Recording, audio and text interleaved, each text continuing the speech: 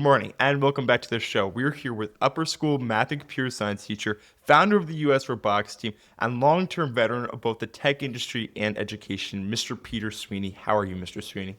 Good morning, guys. I'm well. I'm well. Well, thanks for doing this. We always like to start at the very beginning. Well, thanks for doing this. We always like to start at the very beginning. Where did you grow up? What kind of household did you come from? Where did I grow up? Well, let's see. We moved around a little bit growing up. I spent the first 10 years of my life in Cincinnati. My dad worked for Procter& Gamble, which is a big multinational firm. He then got a job in Europe with Procter& Gamble, so we moved there. I lived in Brussels, Belgium for 4 years, Waterloo, actually. And then we moved back to the States. I grew up in a typical family. I have two brothers and a younger sister. We were fairly middle class, upper middle class. Yeah, I guess that's kind of my background a little bit. Yeah. You know, in an interview, you talked about the fact that you started programming at 12 on the Apple IIe, I believe? No, Apple IIe. Yeah, 2E, yeah, okay. So, which is incredible considering how early in the personal computer era that really was. Yeah. So do you remember the moment you first sat down on that machine? And obviously, I've gone through your class, so you get that first learning curve. But how is that learning curve for you?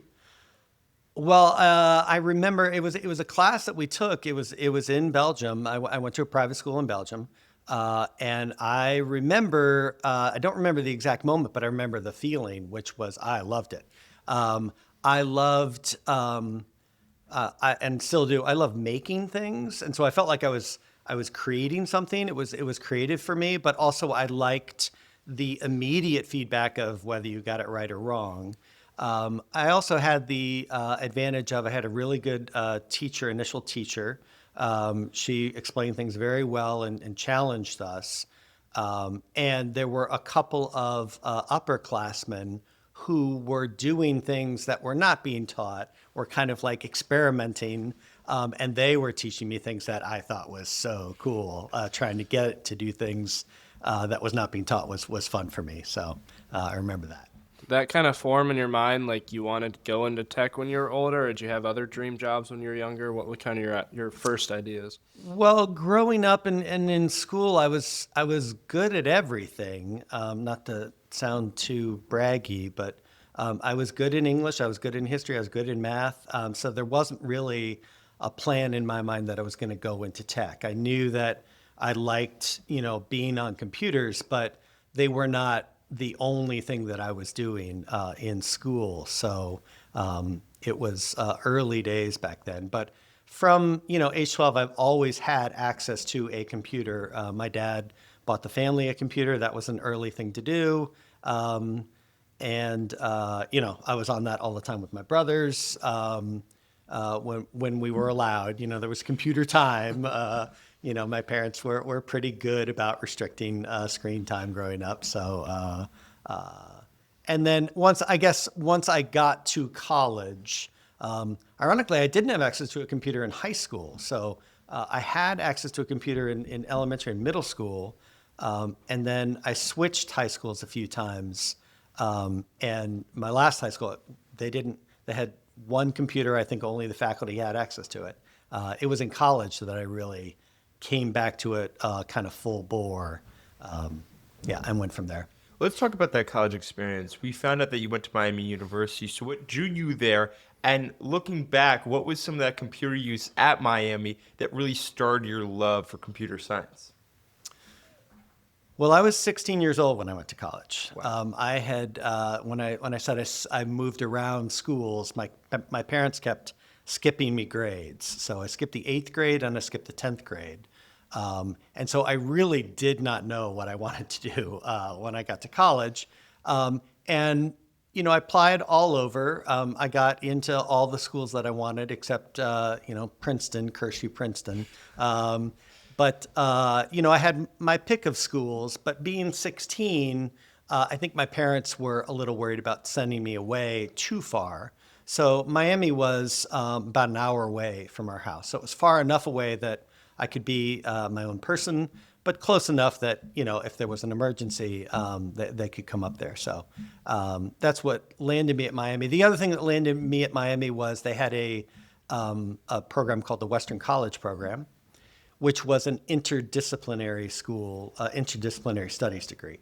So you could, kind of meld a whole bunch of stuff, and you had to design your own senior project and make your own 2-year program as your major, or your focus, I guess is what they called it.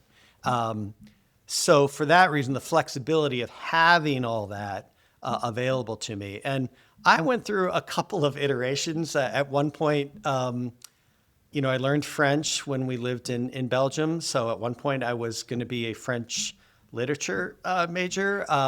My mother grew up in Japan. So at another point, my senior focus was going to be East Asian, Japanese and Chinese studies.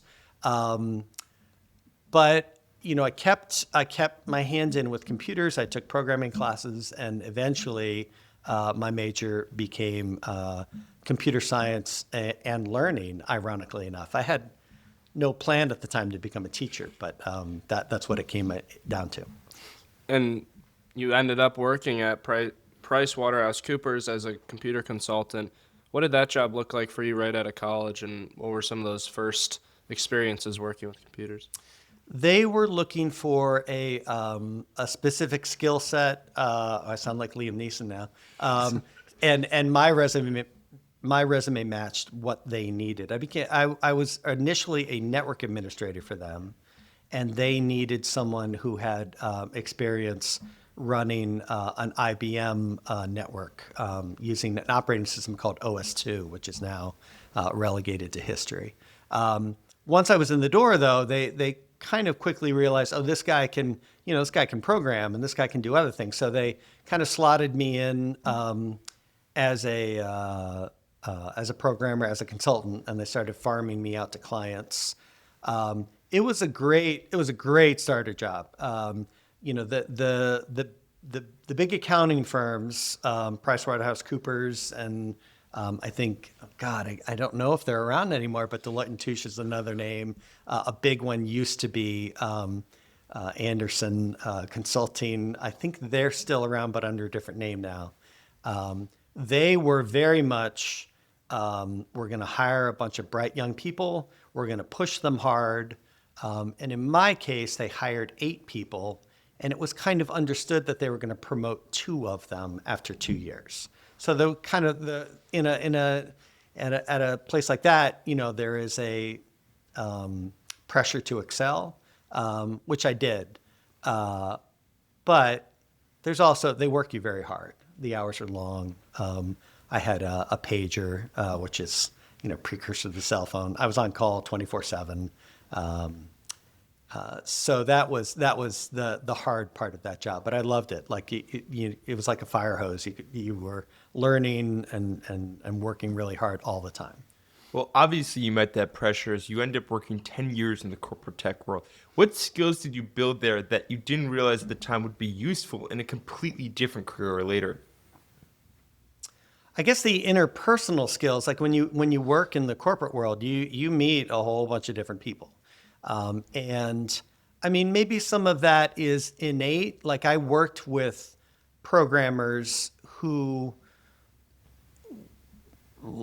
their interpersonal skills maybe were not as good. They were much better programmers than me, but we probably wouldn't put them in front of a client. That's, in the corporate world, I think I learned to work with different people and work on my interpersonal skills and learn what was needed. Corporate America sometimes is criticized for, chasing money and all that stuff, but they're also very good at finding efficiencies because they have to be.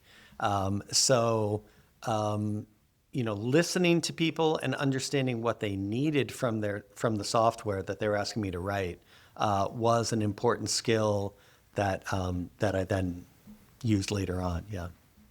Now, there's a moment that catches our attention because, you say you're happy at your job, risen to management, things have been going well. So by every external measure, it seemed like you were successful and, Yet you decided to step back and take stock of where you're going and then make the career switch to teach. What was that decision like? Yeah, I mean that was an important moment in my life. You're right. I had a successful career. My wife was a lawyer. Um, I think it ultimately came down to a sense of meaning for me. My dad was, high up in Procter and Gamble. I saw his career trajectory, and I started to think to myself, and this sounds somewhat morbid, but what will they put on my tombstone? What will my life have been? I worked for, when we were at PricewaterhouseCoopers, one of our clients was BP America, which is a big oil company. And they were making so much money, they broke the tax software that we were using to help do their tax return. The number was too big to put on the return. And that kind of made me think about what was I doing with my life? Was I writing software to help companies make more money? Is that what I wanted to do? And at the time, I go to Plymouth Church. I was teaching Sunday school and helping to lead their youth group, their senior youth group, and I really liked that, and that gave me fulfillment. So, and my wife is a lawyer and was doing very well in the public defender's office. And so I kind of, she would say maybe abruptly made the decision to pivot and to become a teacher. And I've never regretted that decision. That was the right move for me. Your first teaching job after that was Brush High School, where you taught math, computer science, and networking for 9 years. What were some of those first few weeks in the classroom like? Obviously, we have our load of stories from teachers telling about some funny first moments. But do you have a couple of your first moments that you can remember teaching? Oh, I vividly remember the first morning I taught. This was my second career, so I was an adult, and the door closed, and suddenly there were 28 students in the room, all looking up at me. And I just vividly remember, even after a year and a half of schooling and training, thinking, well, what do I say? It was a ninth grade math class that there were some seniors in still trying to pass ninth grade math. So it was a mix. We did my first year of teaching is just a kind of a hazy blur. I don't have a lot of memories of the first year because I really was just learning the ropes. It is one thing to go to school to learn this job. It is quite another thing to do it. Maybe a good analogy would be it is one thing to watch a bunch of football film, and it is quite another thing to be in the game playing it. And that's kind of what that first year felt like. My second year was great. I loved my second year because I knew what I was doing, and I knew where the boundaries were, and I could experiment. I could explore. I set up my own private file server in my classroom. No one told me I couldn't, so I just did that. And I just started making up curriculum as fast as I could that I thought was relevant, that went, way off the script, but I was bringing my own real world experience to it. And I think my students really loved it. Like that group of students in my second year stayed with me for 2 more years. And some of them, I know of one of them that went on to be manager at Microsoft, another went on to Facebook. Like that was a great cohort. And I just felt so much more relaxed and free my second year. It's awesome. And in 2014, you then joined university school faculty. What made that the right next move for you, and what did that journey to US kind of look like?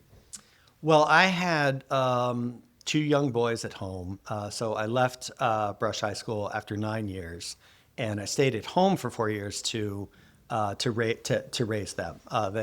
Raising kids can be its own full-time job. So when I was looking again for a job, it was I was applying to all the area schools, of course, but I was also looking again at corporate America. And it was really, really lucky that I found US and they found me. Their AP computer science teacher had left the year before. Actually, their kind of full-time AP computer science teacher had left a couple years before, and AP computer science was being taught by the Chinese teacher. And then she had left that year before. So they were kind of casting around for a computer science teacher. And Mr. Gallagher told me he was about 3 days away from pulling down the want ad on their website when my resume landed in his inbox. And they brought me in, and it was just a perfect match. I loved what I saw here. They obviously wanted me. So it was great. And from there, it was just from day one. I have said, and I believe it to this day, I wish every school in America could be like this school. This is what real education looks like. And I've always loved it here. Do you remember your first day or first week at US, and what stood out about the school and the boys, especially as you saw your own boys kind of come through the school and saw them learn and grow? So there I don't have a vivid memory of my first day at US. I have more a vivid memory of that day that I interviewed at the school. And what stood out to me immediately was part of that day I was interviewed by boys. I was interviewed by my future students, and they were not timid. They were, they asked me challenging questions about computer science, about the class that I would be teaching. And that really, that signaled to me immediately the level of respect that the school had for the students, that they would be part of the hiring process. And I did wind up teaching all of those boys. So that's my clear memory of that. Yeah, and U.S. has a lot of traditions, the house system, the advisory system, the sponsor system. What is your favorite tradition that you saw coming at U.S., whether that's Founders Day or something fun or something more serious like the sponsor system? My favorite tradition is the Sherman Speaking Prize. I love that day. I am always blown away by those six guys, and also the background knowledge of, and these were just the six that we were able to decide on. There's probably another dozen who could be on that stage. I love the wide-ranging topics that are covered. A lot of them are deeply personal, but my favorite each year is usually the one that I call the expository one, where someone will talk about his love of classical music, or someone will talk about some specific topic that he's passionate about. But just the variety of the speeches. The one thing that this school does very well is prepare public speakers. That I've seen boys who have not said 3 words in my classroom, and I have thought, ooh, geez, really shy, not able to, and then he will get up and give his senior speech, and it will just be like listening to John F. Kennedy again. Like it's really, that is one tradition that I just really love, and I look forward to that day every year. Now, computer science is one of the subjects that's obviously exploding in importance right now. What do you wish more students understood about it before they walk into your class? Oh, that's good. Well, I wish they knew that it was more about solving puzzles and solving problems than anything else. I get a lot of, this should be a foreign language class, and I push back on that quite hard. It's not that at all. And for some guys, they don't like that. Like, they don't like the puzzle solving aspect of computer science, but that's how I look on it. It's I grew up reading Sherlock Holmes and this will date me, but Encyclopedia Brown in the 4th and 5th grade. A bunch of Alfred Hitchcock was one of my favorites growing up, and so the logic and mystery of it all is something that I really like. And, we are a school that says, boys as makers. We have maker spaces here. Creating software, you are making something. You are making something that maybe it's not tangible like a beautiful piece of woodcraft, but it's still something that you can use and interact with that you made. And I always like to, put my own personal spin on my software. This actually got me in trouble in my first programming class. I forget what we had to write. It was I think it might have been, have them type in some numbers and calculate the Pythagorean theorem or something that I thought was just too simple. So I wrote some security software built into my program. And there was a timer that would start when you would start the program. And if you did not type the password in as one of the numbers or within, I think, a 30-second window, a giant alarm would go off and it would lock you out not only of the program, but of the computer. Well, I forgot to take that part out when I handed in my assignment. And I forgot to tell my teacher that was going to happen. So she was there grading it, during the school day. And suddenly her computer just erupts with noise and it locks her out of the computer. She has to reboot it, et cetera. So she wrote on the grade card, I gave you a B for locking me out of my computer and wasting my time. But I love that. Yeah. Well, another thing that boys make here at US Now is a robot that competes for the US Robotics Team. Why did it feel like the right thing to do to start that team at US? Obviously, you were the founder of the US Robotics Team. Well, boys are competitive. I had done some robotics at Brush before, so I knew about this program. It's a nationally known robotics competition, and the school's been very generous. Like the resources that we have here, they have been very good about supporting programs like that. And I really like software when you write it and it's just on the computer, it always runs perfectly. And designing and building a robot and then writing software for that, you have a whole bunch of other problems you have to solve. Things like friction, things like mass and momentum. The problems that we are faced with in robotics seem simple, like pick up this wiffle ball and put it in a basket over there. And the wiffle balls are really light. Or even one year it was like something as light as a ping pong ball. And the boys sometimes look at it and go, oh, that's going to be super easy. Well, then they start to build a robot and suddenly it's taking them weeks to design an arm that will lift this simple weight. And we have to compete and deliver. We have to do that like 30 times in a 2-minute period. So then it becomes a problem of iteration and a problem of, okay, well, we did it one time, but now we need to do it reliably and quickly 30 times. And I love seeing, I usually interact mostly with the programmers on the team now, and I love seeing them be confronted with the real world in their software. They'll write some software and they'll go, it should work perfectly. And then they load it onto the robot and suddenly all of those physical elements that I mentioned come into play and they're scrambling to adjust. And they respond, they do a beautiful job. But I love that part of it, that interaction of software with real world kinesthetics. Yeah. All right, let's talk about something that's on every teacher's mind right now, and that's AI, the rise of AI in education specifically. When did you first start noticing this becoming a real thing in classroom, not just something that we start hearing about whispers in the news? Oh, I was plugged into AI about 4 days after it was released. I knew about ChatGPT that week. The first major public version, I think, was 3.5.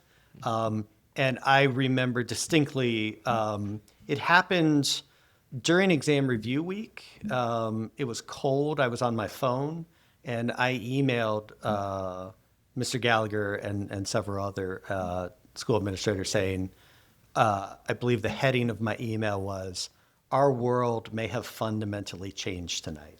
And I was talking to the AI that night, just blown away. And I continue to be, I'm getting chills now, And I've now forgotten the thrust of your question, but that was my first. That was my first interaction. It's never changed, and I've always thought that this is world-changing technology, and we need to start integrating it into how we teach, how we learn, and how we do business. Well, I mean, to that point, university school, just like any other school, advances their policies on almost everything every year. So, in your perspective, what do you think university school plans should be for incorporating AI into the way it teaches? And what do you think will be university schools' plan for incorporating AI into the way it teaches? And what role do you kind of have in shaping that direction? Well, that is a lot that you've just asked me. First of all, I'm just a teacher. I'm not an administrator, and I'm thankful that I am not involved in some of the major decisions of the school. One thing that I've always loved about this school is all of the decisions that they make are very thoughtful. Like they consult all of the stakeholders in major decisions: the parents, the students, the teachers, other schools, other administrators. I have said, and I can say it again now, I don't always agree with the decisions that the school makes, but I always know that a lot of care and thought has gone into them. AI is very challenging on many levels, and I respect all the teachers and students here and all the parents here in trying to adjust to this. It's very disorienting. It does continue to evolve. Some of the faculty here are very against AI, and I completely understand that and why they are. I personally allow any AI use in my classroom unrestricted with no penalty. The way I get around that is I've shifted my grading to be mostly assessment, and you're not allowed to use the AI in the assessment. So my hope is that you are using the AI to become a better student and a better learner. And that's what I would want for all the students here. That's what I would hope the thrust of the school becomes, that we use the AI to become better learners. I tell my students all the time, if all you know how to do with this thing is paste in your homework prompt, have it write your English paper, have it write your computer program, have it solve your physics homework, and then you hand that in, I say to my students, I will give you an A. I will give you a 10 out of 10 if that's what you do. But no one is ever going to hire you because anyone can do that. If that's all you know how to do is to replace yourself, replace your hard work with the AI, then why do I need you? I don't need you. What I want students to do and what I want everyone to do is to use the AI to become better, learn faster, learn more, explore ideas and topics with the AI that in a more original and fun way, I hope.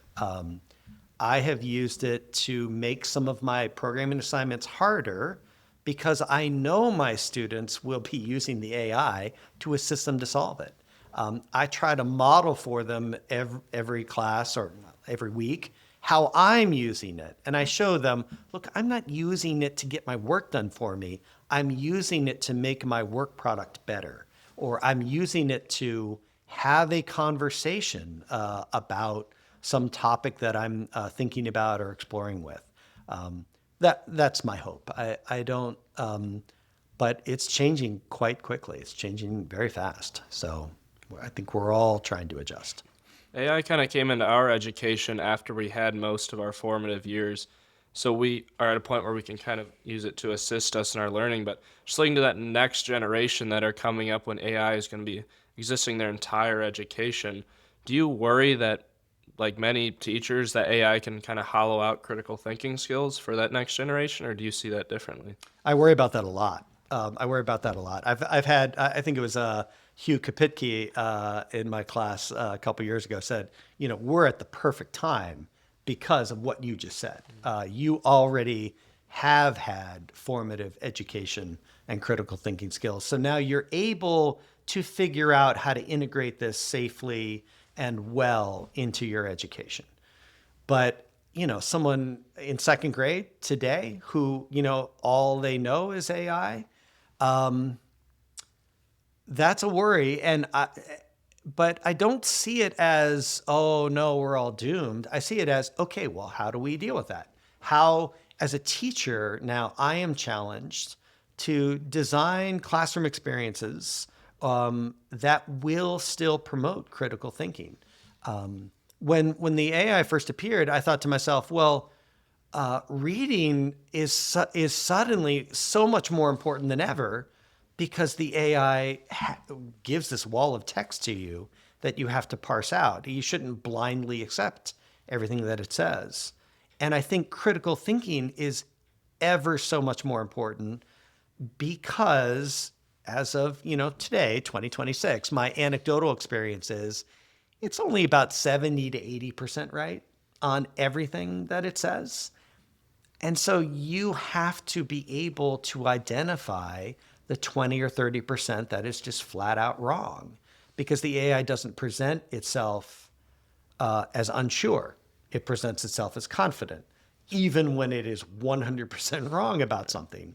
But yeah, that is a real worry, but it's not, I just think we need to identify that as a worry and then start planning around it, not pretending like the AI doesn't exist and this might be a consequence of it, if that makes sense. It does. And another thing that I've heard is, well, AI is going to take jobs, and it's kind of the thing that a lot of people say. And then you look back to other, rise of the computer. Well, that actually created jobs like yours. Do you see AI as different from that because it can't think for itself yet, but I guess, do you see AI as different, or you think it will create jobs along with the jobs that it takes? Well, it is different. It is different. The only evolutionary advantage that we have as a species on this planet is our intelligence. We are not the strongest animal. We are not the fastest. We can't see in the dark. We don't have, extraordinary hearing. But we are the top of the food chain and will remain so because of our brain, because we have the ability to create our own tools and to communicate in ways that no other animal can. And the AI might replace that evolutionary advantage, so that is a worry for me, and that is why I think this is a different technology. When the steam engine showed up, right? We already had oxen, we already had horses who were hauling things around for us. So it was just a better version of technologies that had already replaced us. Even when the internet showed up, it was replacing phones and telegraph systems and now libraries, sadly. But those things, it was replacing things that already existed. It feels different. It feels like it has the potential to replace our brains, which I think is worrying. I'm not sure how worried to be about it. It depends on the day. Some days I'm very worried. There's a lot of buzzwords that always get thrown out, and one of them that I feel like gets thrown out more than anything is this race towards AGI, right? Artificially generated intelligence. So what do you think, how many years do you think we're away from that? And what do you think that'll bring to education, corporate world, and to all of us as we grow up in this world of artificial intelligence? Well, AGI refers to the idea that a genuinely intelligent being, i.e. this AI, would emerge, that we are dealing then with you might even think of it, I've heard some AI researchers say, we have now been visited by an ET, by an extraterrestrial. It is this AI. But I should probably get a little more careful with my language. ChatGPT is not an AI. Gemini and Claude, they're not AIs. They are large language models. And ultimately, they are just Siri autocomplete on steroids. They are just trying to predict what they think is the next best word in the sentence, or they are trying to create the next best pixel in an image. But that is a far cry away from human emotion, human reasoning, human memory, human perception. And an AGI would be all of those things too. We would be dealing with something that has its own wants and needs and desires, its own wants and needs and desires, not things that we have programmed into it. It would have its own ways of doing things that we have not programmed into it. These things are super complicated, but we did program them. A large language model, when you boil it down to its nuts and bolts, it is just trying to predict what it thinks is the next best word in the sentence. Now, right now, it's fooling us into thinking it's intelligent because you might argue that that's what you and I are doing right now in this conversation. That as I craft this sentence that's coming out of my mouth right now, my brain is going, and here is the next best word you should say in this sentence to get your idea across. But I'm doing so much more than that. You're doing so much more than that. You're thinking about the rest of your day while you are talking to me. You are also actively monitoring the audio levels of this podcast while you are talking to me. You are reacting to what I'm saying in a way that the LLM doesn't. Like when you're not typing into the LLM, it is just sitting there doing nothing. So an AGI would be another species that appears on the planet. On my worst days, there is some reading and some podcasts that I listen to. If a true AGI were to appear on the planet, that is potentially an extinction level event because this thing will be able to think and reason so much faster than we could ever keep up with. And it might start to act and make decisions in ways that are counter to human existence, not because it wants to extinguish us, but it might just inadvertently extinguish us.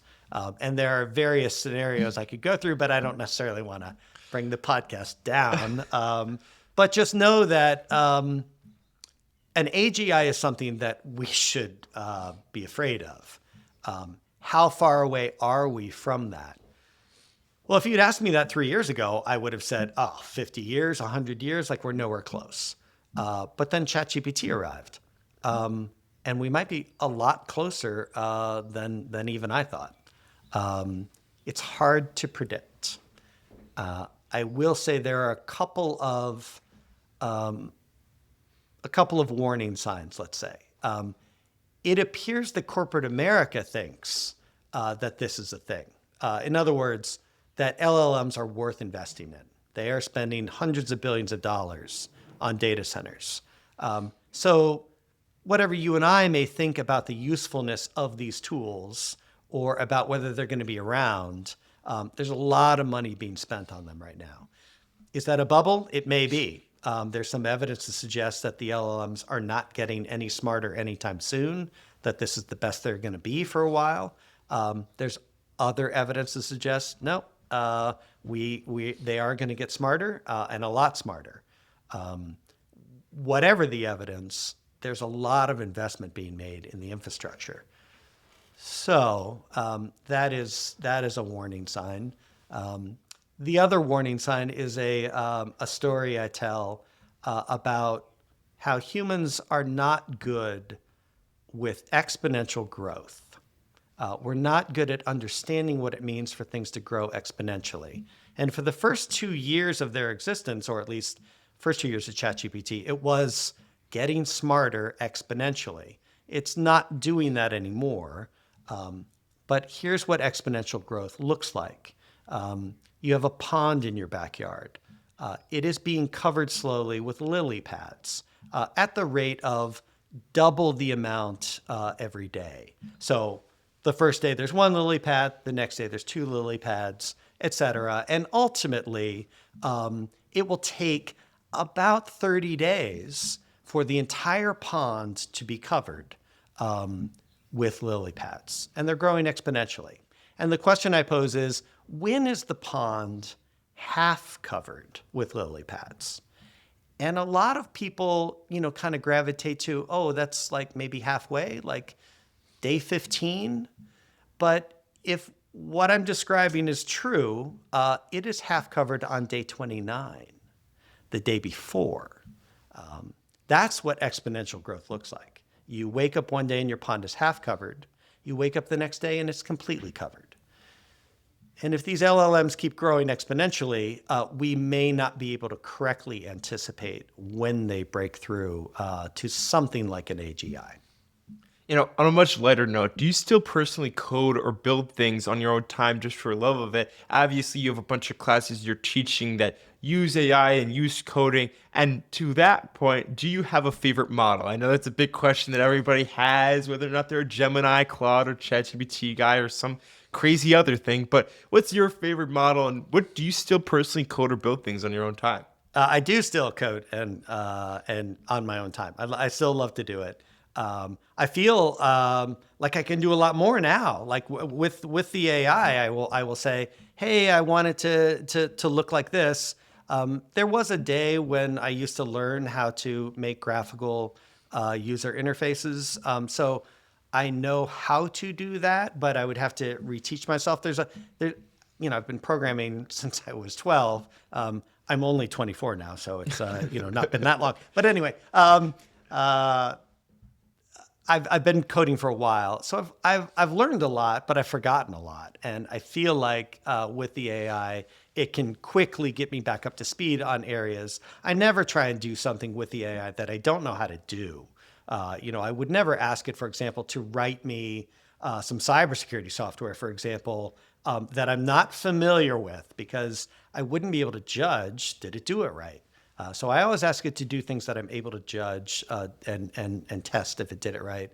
But yeah, I code stuff. What have I coded recently? I'm into cryptography as a side passion, so I'll have it. I'll explore some cryptographic protocols with it. I never really learned how to do networking with the language I teach in called Java. So I had it write me a tool that would communicate across a classroom. And then I don't think Ms. Coy knows this, but I had it with Mr. Love's help. We worked on an app for the phone that would kind of scan student license plates and tell us if they were seniors or not, to tell us were people parking illegally in the senior lot. That never got too far. Like, I never scanned a student license plate. I only scanned my own license plate, in case there are people out there going, "Oh no!" But yeah, I like making stuff like that, or just whatever pops into my head, I'll sometimes make. A lot of the software that I write, though, is in service to my classes. So I'm already designing the curriculum for next year.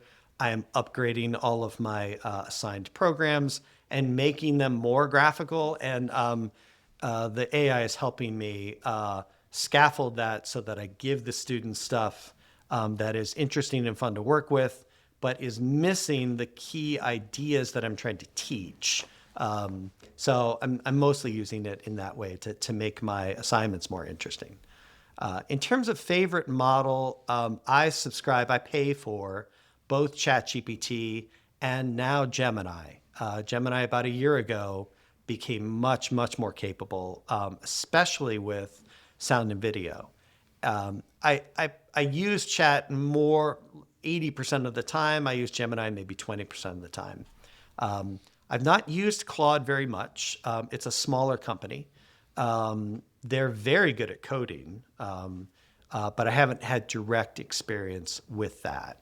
And then to the listeners out there, I will just tell you, those are kind of it. Like, if you have ever downloaded an app or you're using another quote unquote using another AI, you are not. Anything else is farming out their queries to one of those three. There is another AI written by Elon Musk called Grok. I don't pay too much attention to that one. It's not very good as an AI. It's also the safeguards around what Grok will talk about or say are at a much lower level than the other three. So I don't consider it as safe to use as a human being. But yeah, like everything else on the market is smoke and mirrors. It's like even something like Microsoft Copilot, it was sending a lot of its data to ChatGPT and asking ChatGPT for the answer and then presenting it to you as if Microsoft Copilot had come up with the answer. I hope I didn't just get in trouble with the Microsoft listeners out there, but that's what's going on behind the scenes. These things are huge. They are expensive. And so in order to get them to work well, we only have these three, maybe four, depending on who you are. Mr. Sweeney, when your career in education eventually winds down, what do you hope people at US remember about Mr. Sweeney? Oh boy. What do I hope they remember?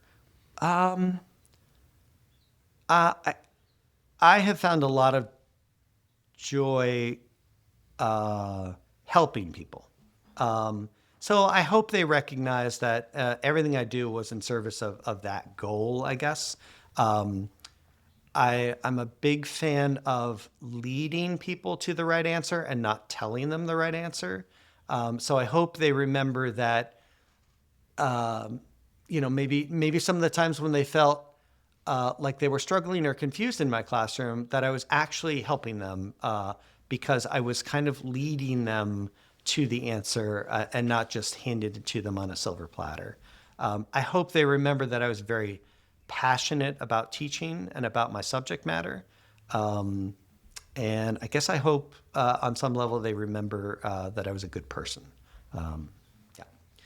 Finally, Mr. Sweeney, you've had a life that started with a 12-year-old kid teaching himself how to code on an Apple IIe. Somehow you took that through corporate world, a decision to leave it all behind for education, 9 years at Brush, over a decade here at US, where you've not only taught math and computer science, but also built a robotics team from nothing into one of the best programs, I would argue, in the state, while staying curious enough to lead our school through one of the biggest shifts in education since arguably all of university school's history. So when you wake up in the morning and you choose to do this work again, the teaching, the building, the mentoring, and the showing up for boys just like us, what is your why? What is my why? Why am I doing this? Well, I find a lot of joy and satisfaction in helping people. That seems to be one of my driving motivators. It sounds a little self-serving to say. I don't consider myself selfish. I try to help wherever I can. That's why I got into teaching, I think, ultimately. I wanted to make the world a better place, and I wanted to help people. I believe 100% in education. Like that is a gold mine. That is a wealth that no one can ever take away from you, is education and knowledge. And I think the exploration for that is an absolute good. And I hope that people recognize that in me. That is why I do this, is I feel a very strong need to help people. Well, Mr. Sweeney, it's been great having you on the show today. Thank you so much for taking the time to share your insights and stories with us.